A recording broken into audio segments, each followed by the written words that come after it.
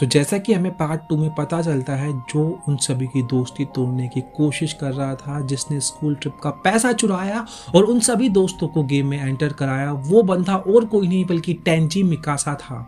और उसके बाद में पार्ट 3 स्टार्ट होता है स्कूल की छत पे, जहां शियो टेंजी को बताने की कोशिश कर रही होती है कि यूटोरी के बारे में वो सब कुछ उसने नहीं लिखा। जो सुनकर टेंजी अपनी हंसी रोकते हुए मन में बोलता है, मुझे पता है क्योंकि वो सभी बातें मैंने लिखी है। और इतना ही नहीं, वो सब कुछ, वो सारे सीक्रेट्स जो इस गेम में बाहर आए वो सभी मैंने लिखे। और अपनी हंसी को छुपाते हुए शियो को बोलता है कि मुझे तुम पर पूरा विश्वास है। जो सुनकर शियो पूछती है, तो तुम्हें क्या लगता है किसने यूटोरी के बारे में ये सब कुछ लिखा होगा? और टेंजी इस क्वेश्चन को पहले से ही एक्सपेक्ट कर रहा था, इसलिए वो टॉपिक को चेंज करते हुए शियो के मन में डाउट डालने की कोशिश करता है कि मुझे ये कहना तो नहीं चाहिए, पर ये भी तो हो सकता है यूटोरी ने ये सारी बातें खुद ही लिखी हो।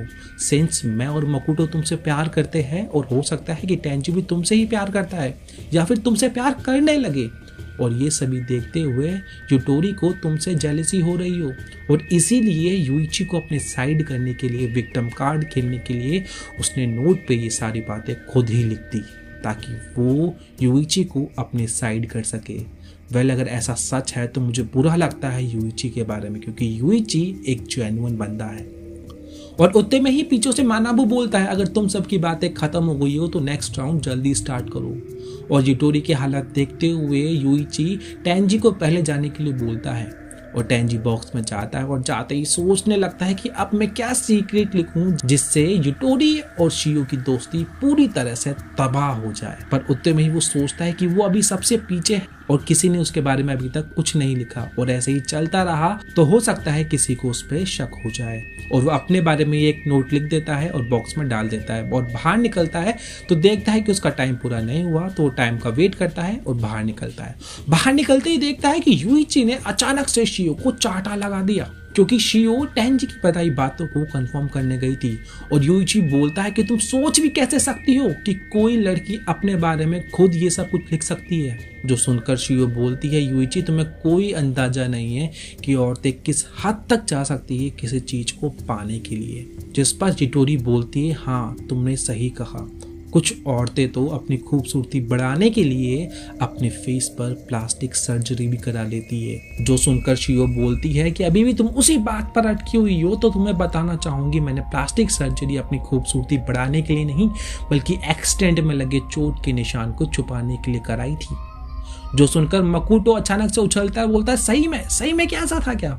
और इस मोमेंट पे उसका डाउट क्लियर हो चुका होता है शियो के बारे में, और उसकी फीलिंग्स वापस से स्टार्ट हो जाती है शियो के लिए। और ये सभी देखते हुए टेंजी शियो की ओर जाता है, उसे साइड में ले जाता है और उससे माफी मांगने की एक्टिंग करता है कि मुझे अपने डाउट्स तुम्हारे साथ शेयर नहीं करने चाहिए थे, और बोलता है कि अगर यूइची यूटोरी पर पूरा विश्वास करने के लिए तैयार है तो मैं भी तुम पर पूरा विश्वास करने के लिए तैयार हूँ, चाहे जो भी हो जाए मुझे तुम पर पूरा विश्वास है शियो। और उसके बाद में यूटोरी बॉक्स में जाती है नोट लिखने के लिए, फिर यूइची जाता है, और उसके बाद में जाती है शियो, और लास्ट में जाता है मकुटो। और रिजल्ट्स आते हैं, और इस बार 2 कार्ड्स आए थे, मतलब 2 बंदों ने किसी के बारे में सीक्रेट्स लिखे थे।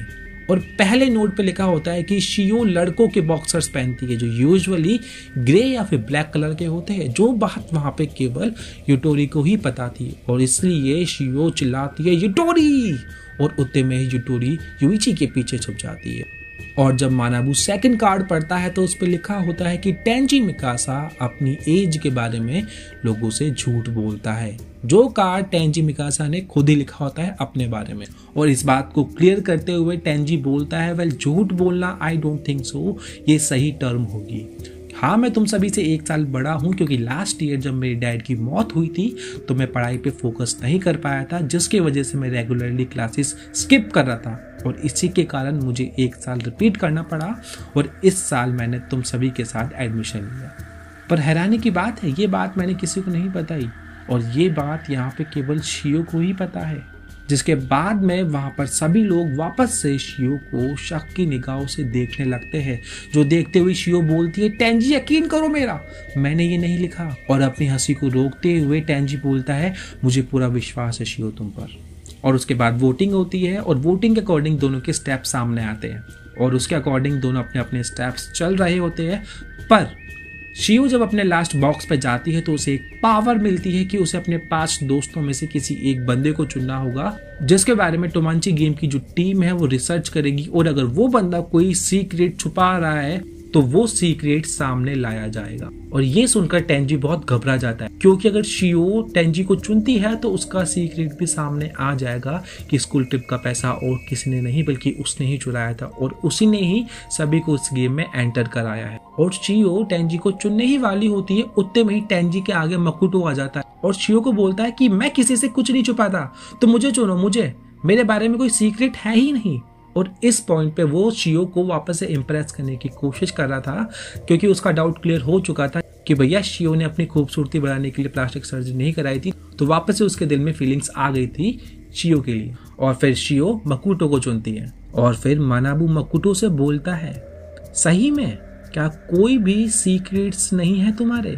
और कुछ फोटोज दिखाता है जिसमें मकुटो के डैड अय्याशिया कर रहे होते हैं, और मानाबू बताता है कि मकुटो के डैड जो एक पब्लिक प्रोस्टिक्यूटर है वो अपनी असिस्टेंट को सेक्सुअली हरेस्ट करते हैं और अपराधियों से रिश्वत भी लेते हैं, और अभी रिसेंटली एक बड़े से घपले को छुपाने के लिए बहुत से लोगों को बहुत सा पैसा खिला रहे हैं। ये सभी बात सुनकर सभी बहुत हैरान होते हैं और मकुटो अपने घुटनों पे बैठ जाता है और वो बोल रहा होता है, ये क्या हो गया, ये क्या हो गया। और मकुटो की ये हालत देखते हुए शियो मकुटो की ओर हाथ बढ़ाती है और बोलती है कि ये सब कुछ तुम्हारे डैड ने किया है, तुमने नहीं, तो उससे हमारी दोस्ती पर कोई भी फर्क नहीं पड़ेगा। पर उतने में ही टेंजी वहां आकर शियो का हाथ खींचता है और बोलता है कि मुझे नहीं लगता कि मकुटो पूरी तरह से इनोसेंट है।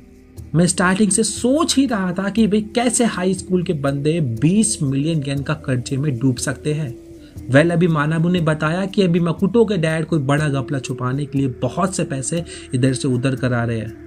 हो सकता है कि जो घपला छुपाने की कोशिश कर रहे हैं वो घपला और किसने नहीं बल्कि मकुटो ने ही किया हो। जिस पर मकुटो बोलता है, क्या पागल हो गया है क्या, कैसी बातें कर रहा है तू? और बोलता है कि यकीन करो मेरा ऐसा कुछ भी नहीं है। पर टेंजी उस पर यकीन नहीं करता और वो शियो को साइड में ले जाता है और यूटोरी और यूइची भी साइड में चल जाते हैं, और इस समय तक मकुटो पूरा अकेला हो जाता है। और उसके बाद फिर नेक्स्ट राउंड स्टार्ट होता है, और नेक्स्ट राउंड के रिजल्ट में केवल एक ही चिट पे किसी ने कुछ लिखा था, और उस पर लिखा हुआ था कि मकुटो ने किसी बंदे को मार रखा है। और ये सुनकर टेंजी बहुत हैरान होता है, क्योंकि इस बार ये बात उसने नहीं लिखी थी, और वो आसपास देख रहा होता है कि कौन लिख सकता है, कौन लिख सकता है। उतने में जब वो पीछे देखता है तो यूची एक डेविलिश ऑरा में स्माइल कर रहा होता है, और उसको इस तरह देख कैमरा रूम में बैठी हुई सुकिनो भी बोलती है कि स्टार्टिंग से ही यूइची एक छोटे छोटे ट्रैप्स लगा रहा था उस गद्दार के लिए, ताकि वो उसे बाहर निकाल सके, वो जान सके कि पूरे ग्रुप में कौन गद्दार है। और दूसरी ओर स्कूल की छत पर मकुटो अचानक से खुश होता है और बोलता है कि रूल्स के अकॉर्डिंग अगर कोई झूठ लिखता है तो उसको पेनल्टी झेलनी पड़ेगी, मैंने सही कहा ना? तो मानाबू बोलता है, वेल तुमने सही तो कहा, बट तुम्हारे पास क्या प्रूफ है कि ये झूठ है? और इस पॉइंट पे टेंजी को पता चलता है कि अगर कोई झूठ लिखता भी है तो उसे गलत साबित करने के लिए उनके पास एक पक्का प्रूफ होना चाहिए। पर वो समझ नहीं पाता कि यूइची ने इतना आगे तक कैसे सोच लिया। और यूइची मकुटो के पास जाता है उसे दिलासा देने के लिए, और उसे बोलता है कि मुझे पूरा विश्वास है मकुटो कि तुम कोई खूनी नहीं हो, यहाँ तक कि अब तो मुझे पूरा भरोसा है कि हम पांचों में से एक गद्दार है जो हम पांचों की दोस्ती को तोड़ने की कोशिश कर रहा है, और मुझे पता है वो गद्दार कौन है। और पार्ट 3 यहीं पे खत्म हो जाता है। तो दोस्तों, अगर वीडियो थोड़ा सा भी अच्छा लगा हो तो प्लीज़ आपसे रिक्वेस्ट है वीडियो को लाइक और चैनल को सब्सक्राइब और पेज को फॉलो कर लीजिए।